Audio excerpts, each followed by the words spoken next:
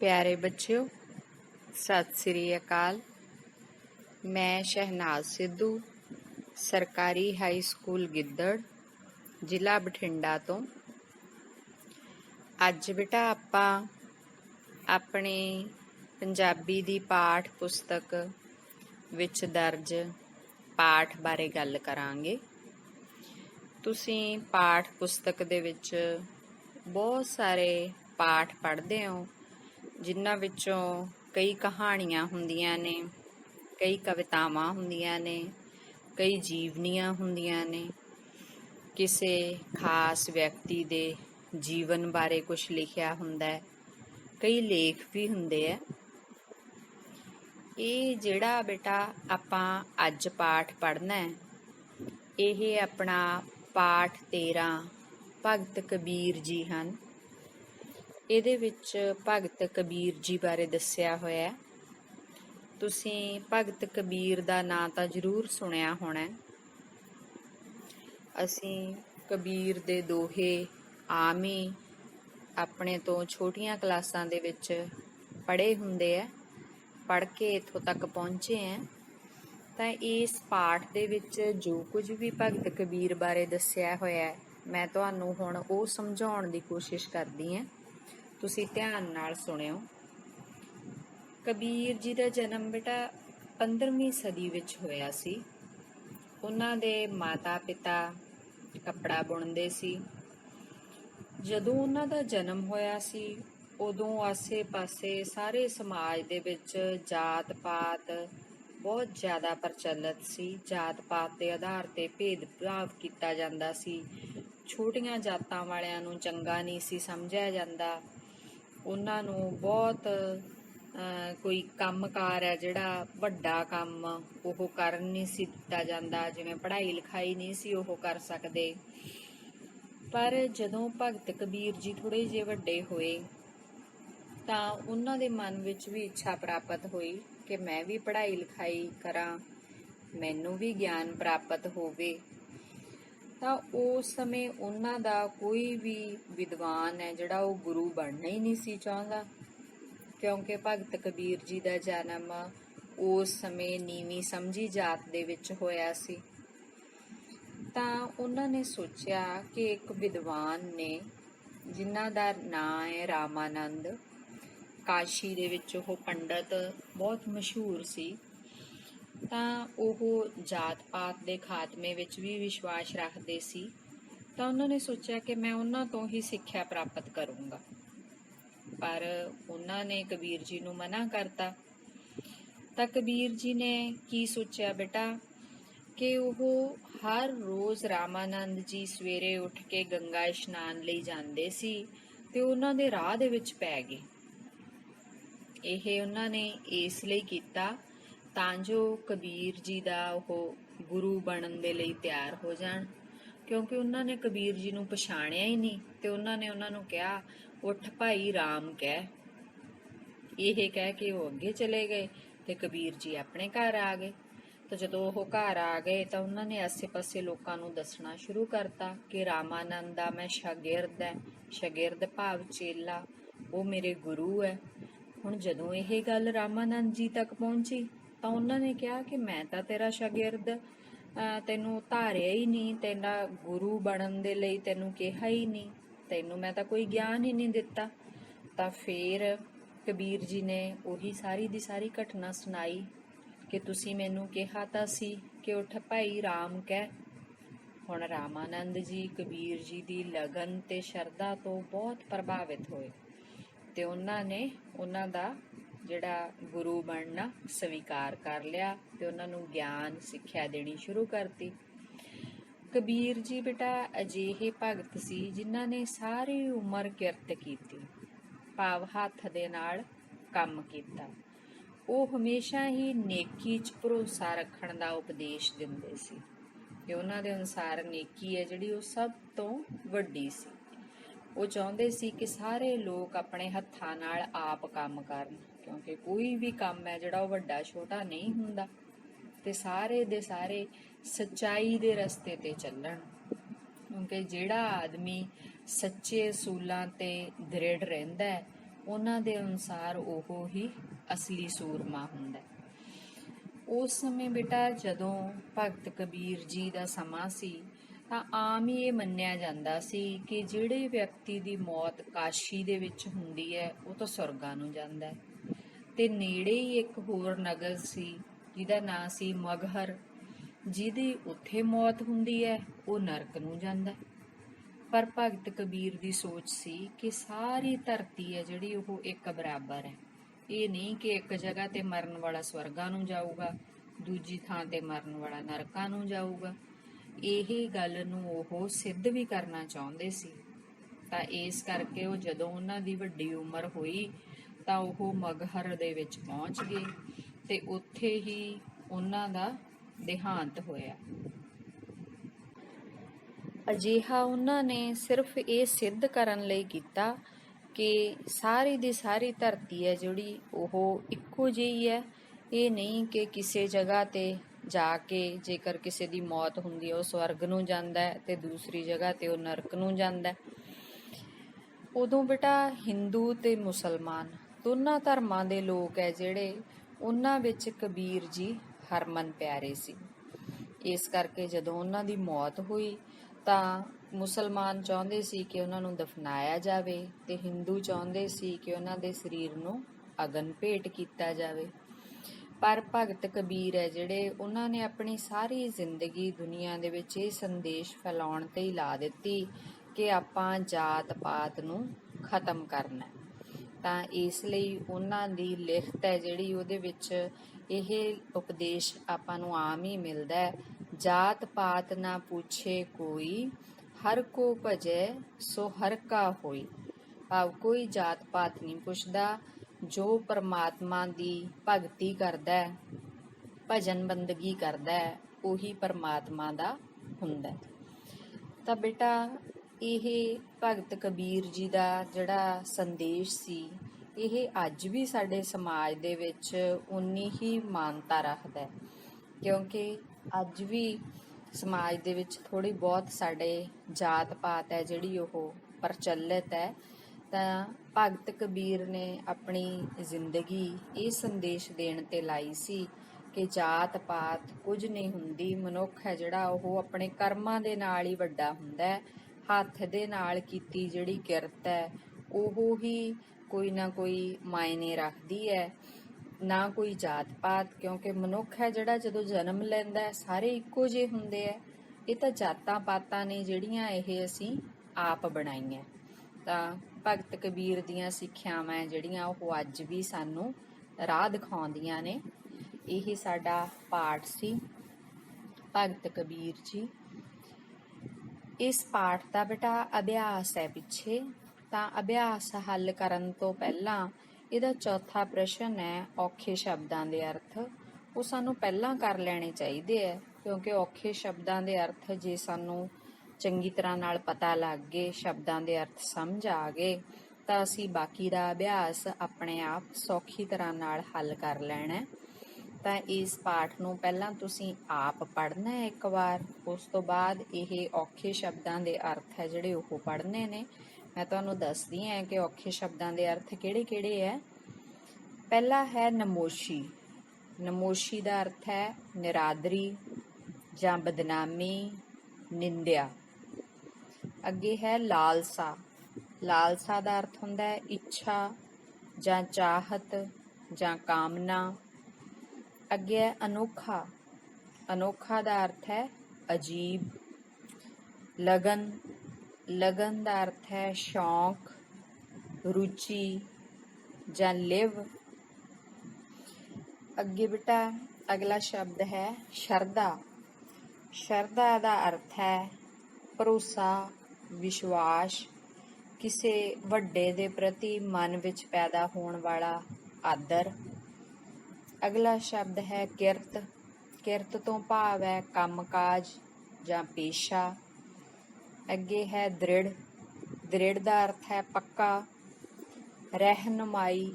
ਰਹਿਨੁਮਾਈ ਦਾ ਅਰਥ ਹੈ ਰਸਤਾ ਦਿਖਾਉਣ ਵਾਲਾ।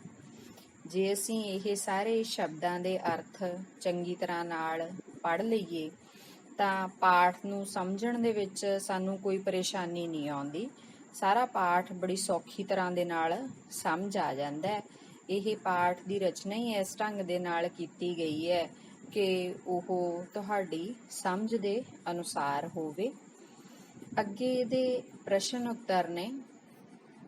ਪਹਿਲਾ ਪ੍ਰਸ਼ਨ ਹੈ, ਕਬੀਰ ਜੀ ਦੇ ਪੈਦਾ ਹੋਣ ਸਮੇਂ ਨੀਵੀਆਂ ਸਮਝੀਆਂ ਜਾਤਾਂ ਦਾ ਜੀਵਨ ਕਿਸ ਤਰ੍ਹਾਂ ਦਾ ਸੀ? ਤਾਂ ਇਹਦਾ ਉੱਤਰ ਹੋਊਗਾ ਬੇਟਾ ਵੀ ਜਦੋਂ ਕਬੀਰ ਜੀ ਪੈਦਾ ਹੋਏ ਤਾਂ ਉਦੋਂ ਜਿਹੜੀਆਂ ਜਾਤਾਂ ਨੂੰ ਸਮਾਜ ਦੇ ਵਿੱਚ ਨੀਵਾਂ ਸਮਝਿਆ ਜਾਂਦਾ ਸੀ, ਉਹਨਾਂ ਦਾ ਜੀਵਨ ਬਹੁਤ ਹੀ ਨਮੋਸ਼ੀ ਵਾਲਾ ਸੀ, ਕਿਉਂਕਿ ਉਹਨਾਂ ਨੂੰ ਪੜ੍ਹਾਈ ਲਿਖਾਈ ਵੀ ਨਹੀਂ ਸੀ ਕਰਨ ਦਿੱਤੀ ਜਾਂਦੀ, ਯਾਨੀ ਕਿ ਉਹਨਾਂ ਤੇ ਬਹੁਤ ਸਾਰੀਆਂ ਬੰਦਿਸ਼ਾਂ ਸੀ। ਅਗਲਾ ਪ੍ਰਸ਼ਨ ਹੈ, ਗਿਆਨ ਪ੍ਰਾਪਤ ਕਰਨ ਲਈ ਕਬੀਰ ਜੀ ਨੇ ਆਪਣਾ ਗੁਰੂ ਕਿਸ ਨੂੰ ਬਣਾਇਆ ਤੇ ਕਿਉਂ?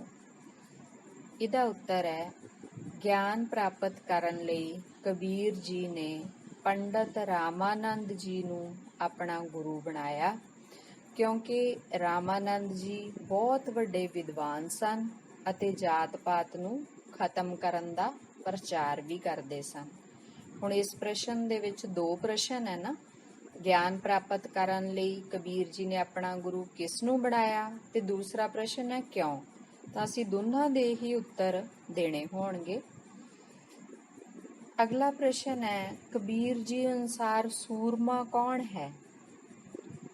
ਤਾਂ ਕਬੀਰ ਜੀ ਦੇ ਅਨੁਸਾਰ ਚੰਗੇ ਅਸੂਲਾਂ ਤੇ ਦ੍ਰਿੜ ਰਹਿਣ ਵਾਲਾ ਹੀ ਅਸਲੀ ਸੂਰਮਾ ਹੈ। ਤਾਂ ਅਗਲਾ ਪ੍ਰਸ਼ਨ ਹੈ, ਇਸ ਪਾਠ ਅਨੁਸਾਰ ਭਗਤ ਕਬੀਰ ਜੀ ਨੇ ਕੀ ਸਿੱਖਿਆ ਦਿੱਤੀ? ਹੁਣ ਇਹ ਪਾਠ ਪੁਸਤਕ ਦੇ ਵਿੱਚ ਸ਼ਾਮਿਲ ਕੀਤਾ ਹੋਇਆ ਪਾਠ, ਇਹਦੇ ਵਿੱਚ ਸਾਨੂੰ ਕੀ ਸਿੱਖਿਆ ਦਿੱਤੀ ਹੋਈ ਮਿਲਦੀ ਹੈ? ਭਗਤ ਕਬੀਰ ਜੀ ਨੇ ਸਿੱਖਿਆ ਦਿੱਤੀ ਕਿ ਜਾਤ ਪਾਤ ਨਾਲ ਕੋਈ ਮਨੁੱਖ ਉੱਚਾ ਜਾਂ ਨੀਵਾਂ ਨਹੀਂ ਹੁੰਦਾ। ਜੋ ਮਨੁੱਖ ਪਰਮਾਤਮਾ ਦਾ ਨਾਮ ਲੈਂਦਾ ਹੈ ਤੇ ਹੱਥਾਂ ਨਾਲ ਕਿਰਤ ਕਰਦਾ ਹੈ, ਉਹ ਹੀ ਸਭ ਤੋਂ ਉੱਚਾ ਹੈ। ਅਗਲਾ ਪ੍ਰਸ਼ਨ ਬੇਟਾ ਖਾਲੀ ਥਾਵਾਂ ਭਰਨੀਆਂ ਨੇ। ਕੁਛ ਖਾਲੀ ਛੱਡੇ ਹੋਏ ਸਥਾਨ ਹੈ, ਉਹਨਾਂ ਦੇ ਉੱਤੇ ਤੁਸੀਂ ਦੱਸਣਾ ਹੈ ਕਿ ਕਿਹੜਾ ਢੁਕਵਾਂ ਅੱਖਰ ਭਰਿਆ ਜਾਊਗਾ। ਇਹਦੇ ਵਿੱਚ ਪਹਿਲਾ ਹੈ, ਭਗਤ ਕਬੀਰ ਜੀ ਦੇ ਮਾਤਾ ਪਿਤਾ ਡੈਸ਼ ਬੁਣਨ ਦਾ ਕੰਮ ਕਰਦੇ ਸਨ। ਤਾਂ ਕੀ ਬੁਣਦੇ ਸੀ ਉਹ? ਕੱਪੜਾ। ਇਹਦੇ ਵਿੱਚ ਕੱਪੜਾ ਭਰਾਂਗੇ ਆਪਾਂ। ਅੱਗੇ ਹੈ, ਕਾਸ਼ੀ ਵਿੱਚ ਪੰਡਤ ਡੈਸ਼ ਬੜੇ ਵੱਡੇ ਵਿਦਵਾਨ ਸਨ। ਡੈਸ਼ ਭਾਵ ਖਾਲੀ ਥਾਂ ਹੈ ਜਿਹੜੀ, ਉਹ ਪੁੱਛਦੀ ਹੈ ਕਿ ਕੌਣ ਸੀ ਵੱਡੇ ਵਿਦਵਾਨ? ਤਾਂ ਨਾਂ ਹੈ ਵਿਦਵਾਨ ਦਾ ਰਾਮਾਨੰਦ। ਅਗਲਾ ਹੈ, ਉੱਠ ਭਾਈ, ਫਿਰ ਖਾਲੀ ਸਥਾਨ ਹੈ। ਤਾਂ ਕੀ ਕਿਹਾ ਸੀ ਰਾਮਾਨੰਦ ਜੀ ਨੇ? ਉੱਠ ਭਾਈ ਰਾਮ ਕਹਿ। ਤਾਂ ਇਹ ਅਸੀਂ ਇੱਥੇ ਲਿਖ ਦੇਣਾ। ਉਸ ਤੋਂ ਅੱਗੇ ਹੈ, ਰਾਮਾਨੰਦ ਜੀ ਕਬੀਰ ਜੀ ਡੈਸ਼ ਤੇ ਡੈਸ਼ ਤੋਂ ਬਹੁਤ ਪ੍ਰਭਾਵਿਤ ਹੋਏ। ਹੁਣ ਰਾਮਾਨੰਦ ਜੀ ਕਬੀਰ ਦੀ ਕਿਸ ਤੋਂ ਪ੍ਰਭਾਵਿਤ ਹੋਏ ਸੀ? ਲਗਨ ਤੇ ਸ਼ਰਧਾ ਤੋਂ। ਪਹਿਲੇ ਖਾਲੀ ਸਥਾਨ 'ਚ ਲਗਨ ਤੇ ਦੂਸਰੀ ਦੇ ਵਿੱਚ ਸ਼ਰਧਾ ਆਵੇਗਾ। ਅੱਗੇ ਹੈ, ਕਬੀਰ ਜੀ ਨੇ ਹਮੇਸ਼ਾ ਹੀ ਡੈਸ਼ ਅਤੇ ਰੱਬ ਵਿੱਚ ਡੈਸ਼ ਰੱਖਣ ਦਾ ਉਪਦੇਸ਼ ਦਿੱਤਾ। ਹੁਣ ਇਹਦੇ ਵਿੱਚ ਵੀ ਦੋ ਖਾਲੀ ਸਥਾਨ ਹੈ, ਤਾਂ ਉਹਨਾਂ ਦੇ ਵਿੱਚ ਕੀ ਆਊਗਾ ਕਿ ਕੀ ਉਪਦੇਸ਼ ਦਿੱਤਾ ਸੀ ਉਹਨਾਂ ਨੇ? ਨੇਕ ਕਰਨੀ ਤੇ ਰੱਬ ਵਿੱਚ ਭਰੋਸਾ ਰੱਖਣ ਦਾ ਉਪਦੇਸ਼ ਦਿੱਤਾ। ਇਹ ਖਾਲੀ ਸਥਾਨ ਸੀਗੇ ਇਸ ਪਾਠ ਦੇ ਅਭਿਆਸ ਦੇ। ਉਸ ਤੋਂ ਅੱਗੇ ਹੈ ਬੇਟਾ ਵਾਕਾਂ ਦੇ ਵਿੱਚ ਵਰਤੋਂ। ਕੁਝ ਸ਼ਬਦ ਦਿੱਤੇ ਨੇ ਸਾਨੂੰ, ਅਸੀਂ ਇਹਨਾਂ ਦੇ ਵਾਕ ਬਣਾਉਣੇ ਹੈ। ਮੈਂ ਤੁਹਾਨੂੰ ਵਾਕ ਬਣਾ ਕੇ ਦੱਸ ਦਿੰਨੀ ਹੈ, ਪਰ ਤੁਸੀਂ ਵਾਕ ਆਪਣੀ ਮਰਜ਼ੀ ਦੇ ਵੀ ਬਣਾ ਸਕਦੇ ਹੋ। ਸਿਰਫ ਇਹ ਸ਼ਬਦ ਵਾਕ ਦੇ ਵਿੱਚ ਵਰਤਿਆ ਹੋਣਾ ਚਾਹੀਦਾ, ਤਾਂ ਵਾਕ ਤੁਹਾਡਾ ਆਪਣਾ ਵੀ ਹੋ ਸਕਦਾ। ਜਿਵੇਂ ਪਹਿਲਾ ਹੈ ਗਿਆਨ, ਤਾਂ ਗਿਆਨ ਤੋਂ ਅਸੀਂ ਵਾਕ ਬਣਾ ਸਕਦੇ ਹਾਂ ਕਿ ਅਸੀਂ ਸਕੂਲ ਦੇ ਵਿੱਚ ਗਿਆਨ ਪ੍ਰਾਪਤ ਕਰਨ ਲਈ ਜਾਂਦੇ ਹਾਂ। ਅੱਗੇ ਹੈ ਸੂਰਮਾ। ਸੂਰਮਾ ਦਾ ਵਾਕ ਅਸੀਂ ਬਣਾ ਸਕਦੇ ਹਾਂ, ਅਸੂਲਾਂ ਤੇ ਦ੍ਰਿੜ ਰਹਿਣ ਵਾਲਾ ਵਿਅਕਤੀ ਹੀ ਅਸਲ ਸੂਰਮਾ ਹੈ। ਤੀਸਰਾ ਹੈ ਵਿਦਵਾਨ, ਤਾਂ ਕਾਸ਼ੀ ਵਿੱਚ ਪੰਡਤ ਰਾਮਾਨੰਦ ਕਬੀਰ ਜੀ ਦੇ ਸਮੇਂ ਬਹੁਤ ਵੱਡੇ ਵਿਦਵਾਨ ਸਨ। ਸ਼ਾਗਿਰਦ ਹੁੰਦਾ ਹੈ ਬੇਟਾ ਚੇਲਾ ਜਿਹੜਾ ਸਿੱਖਿਆ ਪ੍ਰਾਪਤ ਕਰਦਾ ਹੈ। ਤਾਂ ਕਬੀਰ ਜੀ ਰਾਮਾਨੰਦ ਜੀ ਦੇ ਸ਼ਾਗਿਰਦ ਸਨ। ਉਪਦੇਸ਼ ਕਬੀਰ ਜੀ ਨੇ ਸਾਨੂੰ ਸਾਰਿਆਂ ਨੂੰ ਜਾਤ ਪਾਤ ਦੇ ਭੇਦਭਾਵ ਤੋਂ ਉੱਚਾ ਉੱਠਣ ਦਾ ਉਪਦੇਸ਼ ਦਿੱਤਾ।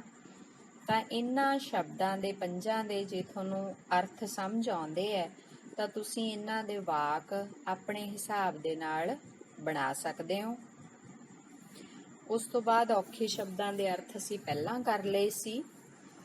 ਅਗਲਾ ਪ੍ਰਸ਼ਨ ਬੇਟਾ ਵਾਕਾਂ ਵਿੱਚ ਠੀਕ ਤੇ ਗਲਤ ਦੀ ਚੋਣ ਕਰਨ ਬਾਰੇ ਹੈ। ਵਾਕ ਹੈ ਜਿਹੜੇ ਉਹ ਸਾਨੂੰ ਦਿੱਤੇ ਹੋਏ ਹੈ, ਉਹਨਾਂ ਵਿੱਚੋਂ ਅਸੀਂ ਇਹ ਦੱਸਣਾ ਹੈ ਕਿ ਕਿਹੜਾ ਵਾਕ ਠੀਕ ਹੈ ਤੇ ਕਿਹੜਾ ਵਾਕ ਗਲਤ ਹੈ। ਪਹਿਲਾ ਵਾਕ ਹੈ ਕਬੀਰ ਜੀ ਦੇ ਮਾਤਾ ਪਿਤਾ ਦੁਕਾਨਦਾਰ ਸਨ। ਇਹ ਵਾਕ ਗਲਤ ਹੈ ਕਿਉਂਕਿ ਆਪਾਂ ਨੂੰ ਪਤਾ ਹੈ ਕਿ ਉਹ ਕੀ ਕਰਦੇ ਸੀ, ਕੱਪੜਾ ਬੁਣਨ ਦਾ ਕੰਮ ਕਰਦੇ ਸੀ। ਅਗਲਾ ਹੈ ਕਾਸ਼ੀ ਵਿੱਚ ਪੰਡਤ ਰਾਮਾਨੰਦ ਜੀ ਬੜੇ ਵੱਡੇ ਵਿਦਵਾਨ ਸਨ। ਇਹ ਸਹੀ ਹੈ ਵਾਕ। ਤੀਸਰਾ ਵਾਕ ਹੈ ਕਬੀਰ ਜੀ ਨੇ ਆਪਣੇ ਆਪ ਨੂੰ ਰਾਮਾਨੰਦ ਜੀ ਦਾ ਸ਼ਾਗਿਰਦ ਕਹਿਣਾ ਸ਼ੁਰੂ ਕਰ ਦਿੱਤਾ। ਇਹ ਵੀ ਵਾਕ ਸਹੀ ਹੈ। ਜਦੋਂ ਉਹ ਨਹੀਂ ਮੰਨਦੇ ਸੀ ਤਾਂ ਉਹ ਉਹਨਾਂ ਦੇ ਰਾਹ ਦੇ ਵਿੱਚ ਪੈ ਗਏ ਸੀ। ਜਦੋਂ ਉਹਨਾਂ ਨੇ ਕਿਹਾ ਉੱਠ ਭਾਈ ਰਾਮ ਕਹਿ, ਤਾਂ ਉਸ ਤੋਂ ਬਾਅਦ ਉਹਨਾਂ ਨੇ ਆਪਣੇ ਆਪ ਨੂੰ ਰਾਮਾਨੰਦ ਜੀ ਦਾ ਸ਼ਾਗਿਰਦ ਕਹਿਣਾ ਸ਼ੁਰੂ ਕਰਤਾ। ਇਹ ਪੰਜ ਸਾਡਾ ਜਿਹੜਾ ਪਾਠ ਹੈ ਉਸ ਦੇ ਨਾਲ ਸੰਬੰਧਿਤ ਪ੍ਰਸ਼ਨ ਨੇ। ਉਸ ਤੋਂ ਬਾਅਦ ਵਾਲਾ ਪ੍ਰਸ਼ਨ ਹੈ ਜਿਹੜਾ ਉਹ ਸਾਡਾ ਵਿਆਕਰਨ ਦੇ ਨਾਲ ਸੰਬੰਧਿਤ ਹੈ। ਹੁਣ ਆਪਾਂ ਨਾਲ ਜਮਾਤ ਦੇ ਵਿੱਚ ਵਿਆਕਰਨ ਵੀ ਪੜ੍ਹਦੇ ਹਾਂ। ਉਹਦੇ ਵਿੱਚ ਅਸੀਂ ਨਾਮ, ਪੜਨਾਮ, ਵਿਸ਼ੇਸ਼ਣ ਤੇ ਕਿਰਿਆ ਹੁਣ ਤੱਕ ਜਾਣ ਚੁੱਕੇ ਹਾਂ ਕਿ ਨਾਮ ਕੀ ਹੁੰਦਾ ਹੈ, ਪੜਨਾਮ ਕੀ ਹੁੰਦਾ ਹੈ, ਵਿਸ਼ੇਸ਼ਣ ਕੀ ਹੁੰਦਾ ਹੈ, ਕਿਰਿਆ ਕੀ ਹੁੰਦੀ ਹੈ। ਫਿਰ ਵੀ ਮੈਂ ਤੁਹਾਨੂੰ ਸੰਖੇਪ ਦੇ ਵਿੱਚ ਦੱਸਦੀ ਹਾਂ ਕਿ ਬੇਟਾ ਆਸੇ-ਪਾਸੇ ਵਾਲੀਆਂ ਜਿਹੜੀਆਂ ਸਾਨੂੰ ਚੀਜ਼ਾਂ, ਵਸਤਾਂ ਦਿਖਾਈ ਦਿੰਦੀਆਂ ਨੇ, ਕੁਝ ਘਟਨਾਵਾਂ ਨੇ, ਵਿਅਕਤੀ ਹੈ, ਉਹਨਾਂ ਦੇ ਨਾਮ ਹੈ ਜਿਹੜੇ ਉਹਨਾਂ ਨੂੰ ਅਸੀਂ ਨਾਮ ਵਿਆਕਰਨ ਦੀ ਸ਼੍ਰੇਣੀ 'ਚ ਰੱਖਦੇ ਹਾਂ। ਇਹਨਾਂ ਨਾਵਾਂ ਦੀ ਥਾਂ ਤੇ ਜਿਹੜੇ ਸ਼ਬਦ ਵਰਤੇ ਜਾਂਦੇ ਹੈ ਉਹਨਾਂ ਨੂੰ ਅਸੀਂ ਪੜਨਾਮ ਕਹਿੰਦੇ ਹਾਂ। ਤੇ ਇਹਨਾਂ ਦੀ ਵਿਸ਼ੇਸ਼ਤਾ ਜਿਹੜੇ ਸ਼ਬਦ ਦਰਸਾਉਂਦੇ ਹੈ ਉਹ ਵਿਸ਼ੇਸ਼ਣ ਹੁੰਦੇ ਹੈ। ਤਾਂ ਕਿਸੇ ਕੰਮਕਾਰ ਨੂੰ ਪ੍ਰਗਟਾਉਂਦੇ ਹੋਏ ਸ਼ਬਦ ਵਾਕ ਦੇ ਵਿੱਚ ਕਿਰਿਆ ਅਖਵਾਉਂਦੇ ਹੈ। ਇਹ ਹੁਣ ਅਸੀਂ ਇਸ ਪਹਿਰੇ ਦੇ ਵਿੱਚੋਂ ਇਹਨਾਂ ਸ਼ਬਦਾਂ ਦੀ ਚੋਣ ਕਰਨੀ ਹੈ ਕਿ ਨਾਮ, ਪੜਨਾਮ, ਵਿਸ਼ੇਸ਼ਣ ਤੇ ਕਿਰਿਆ ਸ਼ਬਦ ਕਿਹੜੇ-ਕਿਹੜੇ ਹੈ। ਇਹਦੇ ਵਿੱਚ ਪਹਿਲੀ ਸਤਰ ਹੈ ਕਬੀਰ ਜੀ ਦਾ ਜਨਮ 15ਵੀਂ ਸਦੀ ਦੇ ਵਿੱਚ ਹੋਇਆ। ਤਾਂ ਇਹਦੇ ਵਿੱਚ ਨਾਮ ਹੋ ਗਏ ਬੇਟਾ ਕਬੀਰ, ਸਦੀ। ਤਾਂ ਇਸ ਦੇ ਵਿੱਚ ਵਿਸ਼ੇਸ਼ਣ ਹੋ ਗਿਆ 15ਵੀਂ, ਕਿਰਿਆ ਹੋ ਗਿਆ ਹੋਇਆ। ਇਸ ਤਰ੍ਹਾਂ ਨਾਲ ਇਹ ਸਾਰਾ ਪਹਿਰਾ ਹੈ ਜਿਹੜਾ ਮੈਂ ਤੁਹਾਨੂੰ ਇੱਕ ਵਾਰ ਪੜ੍ਹ ਕੇ ਦੱਸਦੀ ਹਾਂ। ਆਪ ਦੇ ਮਾਤਾ ਪਿਤਾ ਕੱਪੜਾ ਬੁਣਨ ਦਾ ਕੰਮ ਕਰਦੇ ਸਨ। ਇਹ ਉਹ ਸਮਾਂ ਸੀ ਜਦੋਂ ਜਾਤ ਪਾਤ ਵਿੱਚ ਵਿਸ਼ਵਾਸ ਕੀਤਾ ਜਾਂਦਾ ਸੀ। ਨੀਵੀਆਂ ਜਾਤਾਂ ਦੇ ਲੋਕਾਂ ਨੂੰ ਬੜੀ ਨਮੋਸ਼ੀ ਵਾਲਾ ਜੀਵਨ ਬਤੀਤ ਕਰਨਾ ਪੈਂਦਾ ਸੀ। ਇਹਨਾਂ ਨੂੰ ਪੜ੍ਹਾਈ ਲਿਖਾਈ ਨਹੀਂ ਸੀ ਕਰਨ ਦਿੱਤੀ ਜਾਂਦੀ, ਨਾ ਹੀ ਕੋਈ ਇਹਨਾਂ ਨੂੰ ਸਿੱਖਿਆ ਦੇਣ ਲਈ ਤਿਆਰ ਸੀ। ਤਾਂ ਇਹ ਸਾਰੇ ਪਹਿਰੇ ਦੇ ਵਿੱਚ ਕਿਹੜੇ-ਕਿਹੜੇ ਨਾਮ ਹੋ ਸਕਦੇ ਆ ਮੈਂ ਤੁਹਾਨੂੰ ਦੱਸਦੀ ਹਾਂ। ਫਿਰ ਤੁਸੀਂ ਆਪ ਵੀ ਕੋਸ਼ਿਸ਼ ਕਰਨੀ ਹੈ ਲੱਭਣ ਦੀ ਕਿ ਇਹਨਾਂ ਤੋਂ ਇਲਾਵਾ ਕੋਈ ਹੋਰ ਤਾਂ ਨਹੀਂ ਰਹਿ ਗਿਆ ਕੋਈ। ਇਹਨਾਂ ਵਿੱਚ ਨਾਮ ਹੋ ਸਕਦੇ ਆ ਬੇਟਾ ਕਬੀਰ, ਸਦੀ, ਮਾਤਾ ਪਿਤਾ, ਕੱਪੜਾ, ਲੋਕਾਂ, ਪੜ੍ਹਾਈ ਲਿਖਾਈ, ਸਿੱਖਿਆ, ਨਮੋਸ਼ੀ, ਇਹ ਸਾਰੇ ਨਾਮ ਸ਼ਬਦ ਹੈ। ਅੱਗੇ ਪੜਨਾਮ ਇਹਦੇ ਵਿੱਚ ਹੋ ਸਕਦੇ ਹੈ ਆਪ, ਇਹ, ਇਹਨਾਂ, ਵਿਸ਼ੇਸ਼ਣ ਹੋ ਸਕਦੇ ਹੈ 15ਵੀਂ, ਉਹ, ਨੀਵੀਆਂ, ਬੜੀ। ਕਿਰਿਆ ਸ਼ਬਦ ਨੇ ਹੋਇਆ, ਬੁਣਨ, ਕਰਦੇ ਸਨ, ਕੀਤਾ ਜਾਂਦਾ, ਕਰਨਾ ਪੈਂਦਾ, ਦਿੱਤੀ ਜਾਂਦੀ, ਦੇਣ। ਤਾਂ ਵਿਆਕਰਨ ਦੇ ਵਿੱਚ ਇਸ ਤਰ੍ਹਾਂ ਨਾਲ ਸ਼ਬਦ ਚੋਣ ਕਰਨ ਸਮੇਂ ਸਾਨੂੰ ਬਹੁਤ ਧਿਆਨ ਰੱਖਣਾ ਪੈਂਦਾ ਹੈ। ਇੱਕ ਸਤਰ ਨੂੰ ਪੜ੍ਹ ਕੇ ਜੇ ਅਸੀਂ ਉਸ ਦੇ ਵਿੱਚੋਂ ਪਹਿਲਾਂ ਨਾਮ ਚੁਣ ਕੇ ਲਿਖ ਲਈਏ, ਫਿਰ ਉਸ ਸਤਰ ਦੇ ਵਿੱਚੋਂ ਅਸੀਂ ਪੜਨਾਮ ਚੁਣੀਏ, ਫਿਰ ਵਿਸ਼ੇਸ਼ਣ, ਫਿਰ ਕਿਰਿਆ, ਤਾਂ ਸਾਨੂੰ ਸੌਖੀ ਤਰ੍ਹਾਂ ਨਾਲ ਅਸੀਂ ਇਸ ਨੂੰ ਹੱਲ ਕਰ ਸਕਦੇ ਹਾਂ। ਸਾਰੇ ਪੈਰੇ ਦੇ ਵਿੱਚੋਂ ਪਹਿਲਾਂ ਇਕੱਲੇ ਨਾਵਾਂ ਦੀ ਚੋਣ ਥੋੜ੍ਹਾ ਜਿਹਾ ਵਿਦਿਆਰਥੀ ਨੂੰ ਉਲਝਾ ਦਿੰਦੀ ਹੈ, ਜਾਂ ਸਾਰੇ ਪੜਨਾਵਾਂ ਦੀ ਚੋਣ।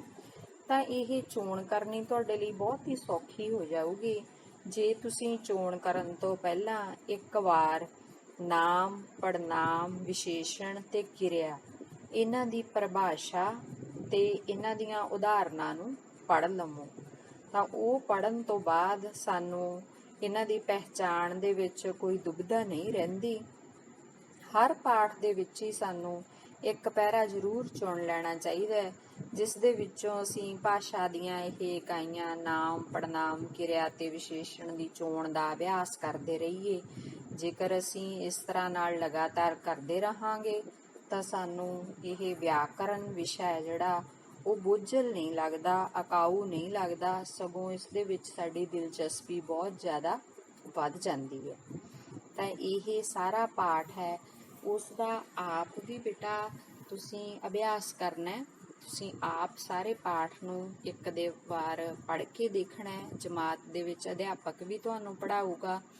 ਹੁਣ ਤੁਸੀਂ ਜਦੋਂ ਜਮਾਤ ਦੇ ਵਿੱਚ ਤੁਸੀਂ ਇਹ ਪਾਠ ਪੜ੍ਹ ਲਿਆ ਤਾਂ ਆਪਣੇ ਆਪ ਹੀ ਬਿਨਾਂ ਯਾਦ ਕੀਤੇ ਵੀ ਤੁਸੀਂ ਅਭਿਆਸ ਦੇ ਪ੍ਰਸ਼ਨਾਂ ਦਾ ਉੱਤਰ ਆਸਾਨੀ ਨਾਲ ਦੇ ਸਕਦੇ ਹੋ। ਪਰ ਉਹਦੇ ਲਈ ਇਹ ਜ਼ਰੂਰੀ ਹੈ ਕਿ ਤੁਸੀਂ ਆਪ ਇੱਕ ਵਾਰ ਜ਼ਰੂਰ ਇਸ ਪਾਠ ਨੂੰ ਪੜ੍ਹੋ ਤੇ ਇਹਨੂੰ ਚੰਗੀ ਤਰ੍ਹਾਂ ਨਾਲ ਸਮਝਣ ਲਈ ਔਖੇ ਸ਼ਬਦਾਂ ਦੇ ਅਰਥਾਂ ਦਾ ਅਭਿਆਸ ਕਰਨਾ ਵੀ ਜ਼ਰੂਰੀ ਹੈ।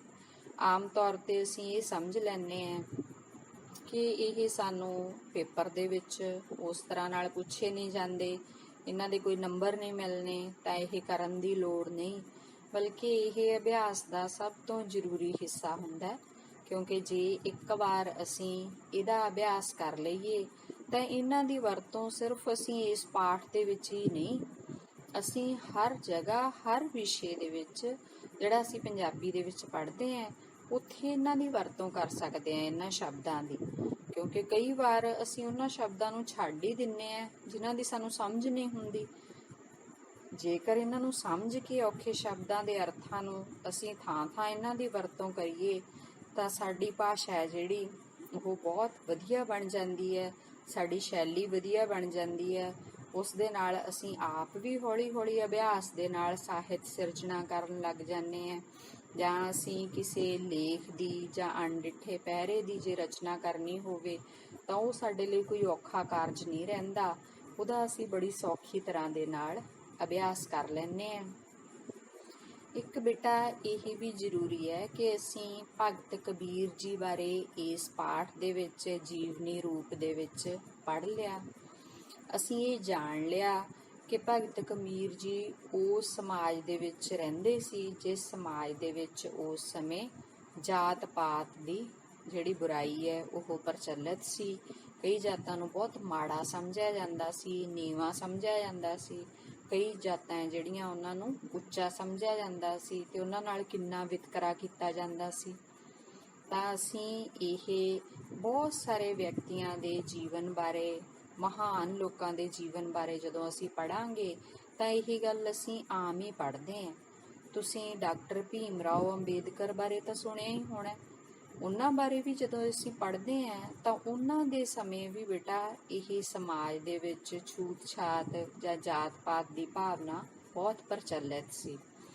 ਤਾਂ ਇਸ ਗੱਲ ਨੂੰ ਵੀ ਅਸੀਂ ਧਿਆਨ 'ਚ ਰੱਖਣਾ ਹੈ ਕਿ ਸਾਡਾ ਸਮਾਜ ਹੈ ਜਿਹੜਾ ਉਹ ਹੁਣ ਕਿੰਨਾ ਸੋਹਣਾ ਹੋ ਗਿਆ। ਅਸੀਂ ਜਮਾਤ ਦੇ ਵਿੱਚ ਇੱਕੋ ਹੀ ਕਮਰੇ ਦੇ ਵਿੱਚ ਸਾਰੀਆਂ ਜਾਤਾਂ ਪਾਤਾਂ ਦੇ ਵਿਅਕਤੀ ਇਕੱਠੇ ਬੈਠਦੇ ਹੈ, ਬੱਚੇ ਇਕੱਠੇ ਬੈਠਦੇ ਹੈ, ਇਕੱਠੇ ਖੇਡਦੇ ਹੈ, ਸਾਡੇ ਮਨ ਦੇ ਵਿੱਚ ਕਦੇ ਇਹ ਭਾਵਨਾ ਆਉਂਦੀ ਹੀ ਨਹੀਂ ਕਿ ਕਿਹੜੇ ਵਿਅਕਤੀ ਦੀ ਜਾਤ ਹੈ ਜਿਹੜੀ ਉੱਚੀ ਹੈ ਜਾਂ ਨੀਵੀਂ ਹੈ। ਇਹ ਬਹੁਤ ਹੀ ਵਧੀਆ ਗੁਣ ਹੈ। ਸਾਡੇ ਗੁਰੂ ਸਾਹਿਬਾਨ ਜਿੰਨੇ ਵੀ ਭਗਤ ਹੋਏ ਹੈ, ਜਿੰਨੇ ਕੋਈ ਬੇਟਾ ਸਾਨੂੰ ਗਿਆਨ ਦੇਣ ਵਾਲੇ ਮੌਲਵੀ ਨੇ ਜਾਂ ਕੋਈ ਪੰਡਤ ਨੇ, ਸਾਰਿਆਂ ਨੇ ਗਿਆਨ ਇਹੀ ਦਿੱਤਾ ਹੈ ਕਿ ਜਾਤ ਪਾਤ ਹੈ ਜਿਹੜੀ ਉਹ ਸਭ ਤੋਂ ਵੱਡੀ ਬੁਰਾਈ ਹੈ। ਜੇ ਸਾਡੇ ਮਨ ਦੇ ਵਿੱਚ ਥੋੜੀ ਬਹੁਤ ਇਸ ਤਰ੍ਹਾਂ ਦੀ ਭਾਵਨਾ ਹੈ ਵੀ ਤਾਂ ਸਾਨੂੰ ਇਹ ਭਾਵਨਾ ਆਪਣੇ ਮਨ ਦੇ ਵਿੱਚੋਂ ਕੱਢ ਦੇਣੀ ਚਾਹੀਦੀ ਹੈ, ਕਿਉਂਕਿ ਹਰ ਵਿਅਕਤੀ ਹੈ ਜਿਹੜਾ ਉਹ ਆਪਣੇ ਕੰਮ ਨਾਲ ਵੱਡਾ ਹੁੰਦਾ ਹੈ। ਵੱਡਾ ਉਹੀ ਹੈ ਜਿਸ ਨੇ ਵੱਡੇ ਕੰਮ ਕੀਤੇ। ਹੁਣ ਇਹਨਾਂ ਵਿਅਕਤੀਆਂ ਦੇ ਭਗਤ ਕਬੀਰ ਜੀ ਨੇ, ਭਗਤ ਨਾਮਦੇਵ ਜੀ ਨੇ ਜਾਂ ਡਾਕਟਰ ਭੀਮ ਰਾਓ ਅੰਬੇਦਕਰ ਨੇ, ਕਿੰਨੇ ਇਹਨਾਂ ਨੇ ਵੱਡੇ ਕੰਮ ਕੀਤੇ। ਕਿਤਾਬਾਂ ਦੇ ਵਿੱਚ ਅੱਜ ਤੱਕ ਅਸੀਂ ਇਹਨਾਂ ਬਾਰੇ ਪੜ੍ਹਦੇ ਹਾਂ, ਇਹਨਾਂ ਦੇ ਜੀਵਨ ਤੋਂ ਸਿੱਖਿਆ ਲੈਂਦੇ ਹਾਂ, ਪ੍ਰੇਰਨਾ ਲੈਂਦੇ ਹਾਂ। ਤਾਂ ਇਹ ਵਿਅਕਤੀ ਹੈ ਜਿਹੜੇ ਇਹ ਨੀਵੇਂ ਕਿਵੇਂ ਹੋ ਸਕਦੇ ਆ? ਇਹ ਤਾਂ ਸਗੋਂ ਉੱਚੇ ਨੇ, ਜਿਹੜੇ ਅੱਜ ਤੱਕ ਸਾਰੇ ਲੋਕਾਂ ਨੂੰ ਗਿਆਨ ਦੇ ਰਹੇ ਹੈ, ਉਹਨਾਂ ਨੂੰ ਜ਼ਿੰਦਗੀ ਜਿਉਣ ਦਾ ਤਰੀਕਾ ਸਿਖਾ ਰਹੇ ਹੈ। ਇਹਨਾਂ ਬਾਰੇ ਤੁਸੀਂ ਆਪਣੀ ਸਕੂਲ ਦੀ ਲਾਇਬ੍ਰੇਰੀ ਦੇ ਵਿੱਚ ਜਾ ਕੇ ਕੋਈ ਪੁਸਤਕ ਵੀ ਪੜ੍ਹ ਸਕਦੇ ਹੋ, ਜਿਸ ਦੇ ਨਾਲ ਇਹਨਾਂ ਦੀ ਜ਼ਿੰਦਗੀ ਤੋਂ ਤੁਹਾਨੂੰ ਹੋਰ ਵੀ ਬਹੁਤ ਵਧੀਆ ਸਿੱਖਣ ਨੂੰ ਮਿਲ ਸਕਦਾ।